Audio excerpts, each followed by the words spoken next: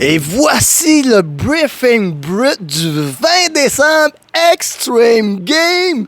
On y va tout de suite parce qu'il y avait de l'action pied carré. Comme premier combat, on a eu droit à la clique du Kid. Billy le Kid, accompagné par son cheval Tommy le Kid, était en équipe avec Shogun le Mékéfique, accompagné du vrai Tommy le Kid. Ils se sont pris à l'équipe composé de Emilio et de l'artiste. Le combat a commencé avec l'artiste contre Billy le Kid. On a vu un début de combat d'une série magnifique. Ça finit en double chassé. Par la suite, Shogun et Emilio, ils ont rentré dans le ring.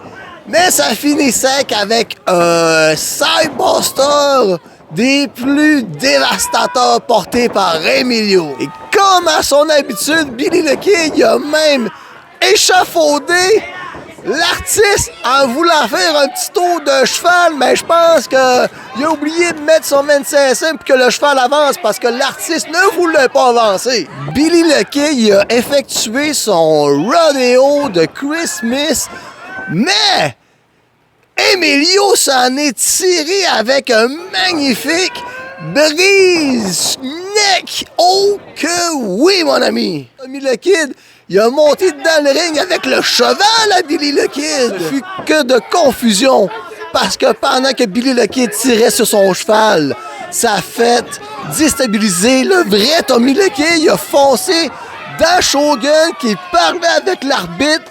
Confusion totale. L'équipe a pu exécuter la manœuvre magnifique pour le compte de 3 et repartir avec la victoire. Oh que oui! Par la suite, on a eu Dominator accompagné de Alexander Sky. Il s'en est pris à Willy le Kid. Et on a pu voir Dominator soulever d'une façon très facile Willy le Kid à plusieurs reprises. Mais Willy, énergétique comme cueilli, il a retombé ses pieds. Pendant que Dominator travaillait Willy dans le coin, Willy a pu s'esquiver, monter sa 3-5 cordes, essayer d'exécuter une manœuvre, mais Dominator, il s'est poussé d'un corps, ce qui a fait coucouiller les coconuts à Willy le Kid. Ouh là là là là! Et Dominator, il a pris l'opportunité d'envoyer Willy le Kid toucher, frôler le plafond avec un front flip. Dominator nous a montré sa force, à quel point il a fait une projection à Willy le Kid, mais Willy, il pouvait plus courir. Il a slidé sur le ring. On a cru que Willy aurait revenu avec un crossbody, mais non! Dominator l'a maintenu comme si que ce serait une vulgaire feuille de papier.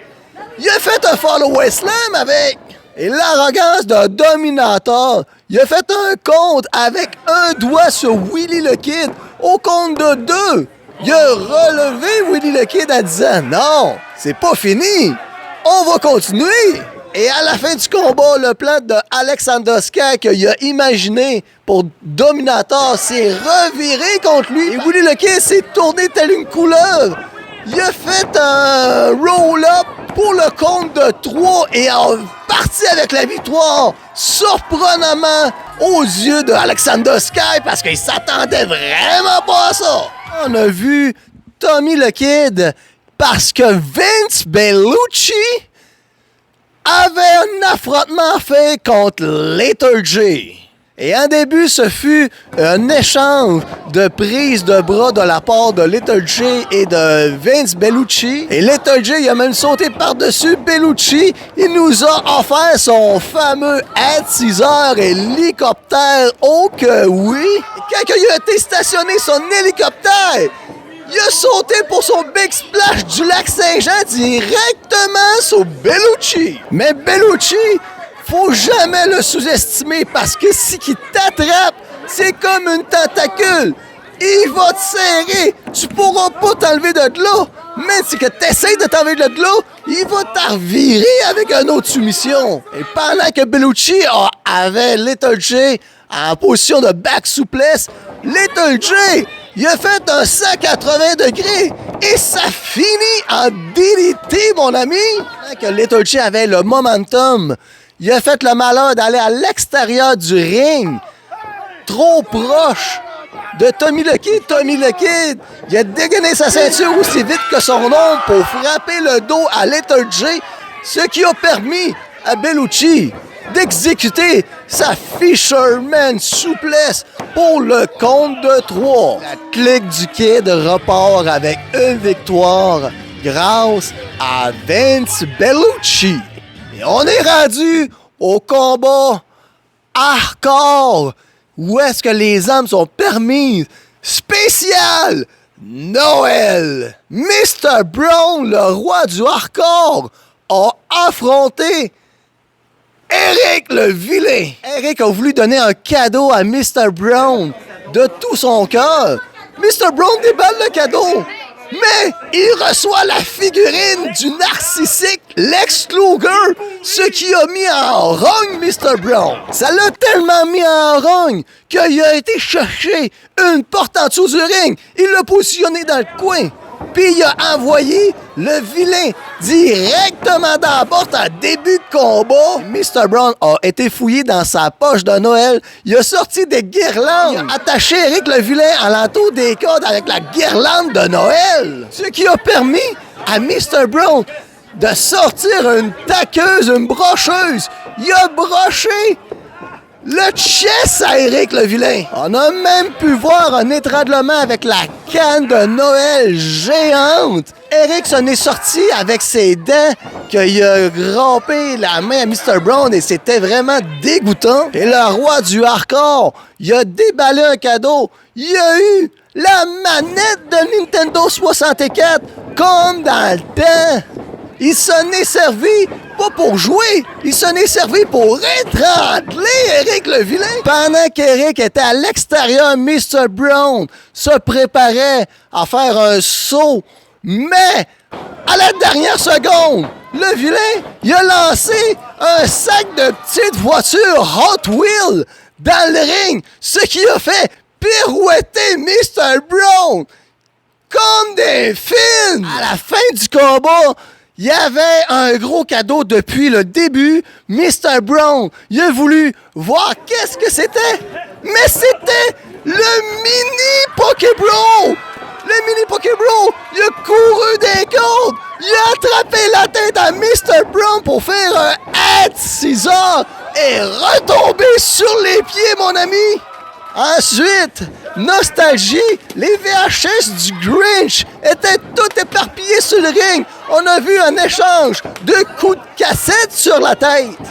Et Mr. Brown a goûté à la poussière avec un back body drop directement dans la porte. Eric le vilain a eu la victoire sur Mr. Brown au grand plaisir de Mini Pokébro, de Willy le Kid et de tous les spectateurs. Oh que oui!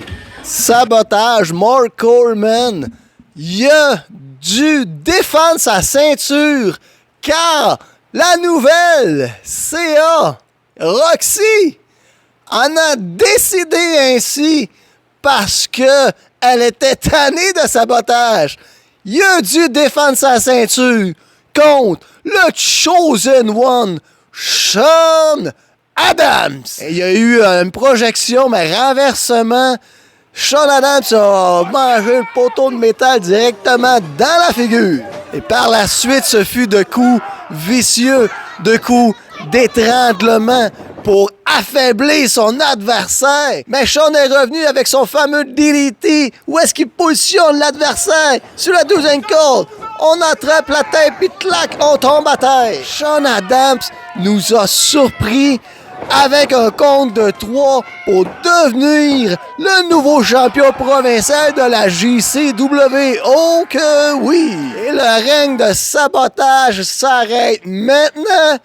Le nouveau règne de Sean Adams, le choisi, commence là. Le combat handicap.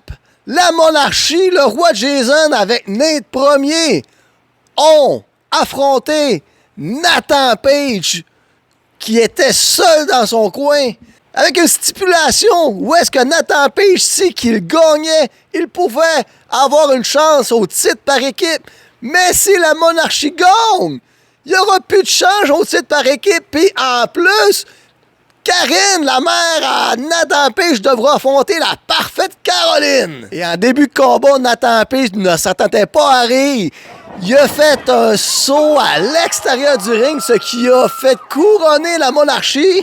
La monarchie a ouvert le buffet royal sur Nathan Page. En plus, avec la parfaite Caroline à l'extérieur, qu'elle a étranglé Nathan Page pour aider la royauté. Page a goûté à la médecine du roi Jason avec la grosse cuisse. La monarchie a maltraité Nathan Page aux yeux de Karine qui était aux abords du ring. Et pendant un instant, le roi avait Nathan Page, mais il a fait une déstabilisation. Nathan Page en a profité. Il a fait un super kick à Nate Premier. Il a pris le bras de Jason. Il a monté sa troisième corde pour son front flip neck breaker. À la fin du combat, Nathan Page était pris en étranglement. Le roi Jason était là, Nate Premier était là, la parfaite Caroline était là, tout devant les yeux de Karine.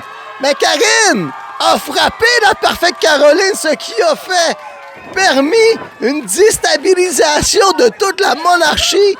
Nathan Page, il en a profité pour faire son TKO pour le compte de 3. Il s'assure maintenant une chance pour les titres par équipe avec son père Barabas, la dynastie. Tout ça en 2026. Oh que oui! Et le combat principal ce soir opposait Megan Rose face à Johnny the Star. Les deux anciens membres du Bulletproof qu'il a explosé, on se souvient que Megan Rose s'est reviré comme Johnny the Star, ce qui a mené à un combat ce soir. En début de combat, ça s'est passé à l'extérieur du ring. Megan Rose a travaillé Johnny the Star. Et pendant que Megan Rose avait le contrôle, Johnny the Star a tiré sur les cheveux de l'Écossaise, ce qui est disgracieux. Et GTS était vraiment arrogant.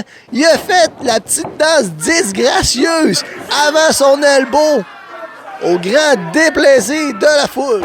Et pendant que l'arbitre Mathieu était dans le coin, Johnny a voulu charger sur McEnroe. McEnroe s'est tassé et il y a eu un écrasement sur l'arbitre Mathieu.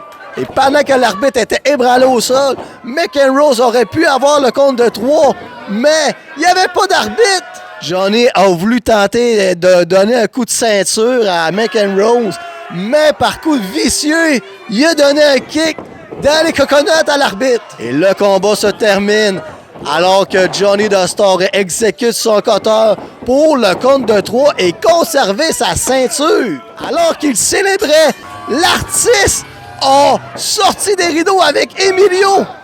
Il a frappé Johnny the Star avec un cadeau de Noël. Il a donné le cadeau à Emilio. C'était la mallette avec le contrat. Le fameux contrat qui a voyagé partout. Alors qu'Emilio voulait signer le contrat comme qu'on fait en camarade. Donne-moi ton dos, je vais signer dans le dos. L'artiste a fait le coup disgracieux. Un coup de coconut à Emilio. Ce qui a mis un terme à l'équipe. L'artiste avait un plan depuis le début. Il en a profité pour signer le contrat, cacher dans le contrat et avoir la victoire sur Johnny the Star pour devenir le nouveau champion de la JCW. Et l'artiste, il a fait un gollum de lui. Il a pensé qu'à la ceinture. Il veut la ceinture à tout prix. Il l'a eu à tout prix également. Mais Emilio en 2026 va pas rester comme ça. Oh que non! C'est Double J qui te le dit. On se revoit le 3 janvier pour Happy New Year au complexe de la JCW, coin Boulevard du Royaume, Saint-Hubert. C'est là que ça se passe. Les portes ouvrent à 18h. À 19h, le show commence. Puis à 19h02, ça va éclater. Oh que oui!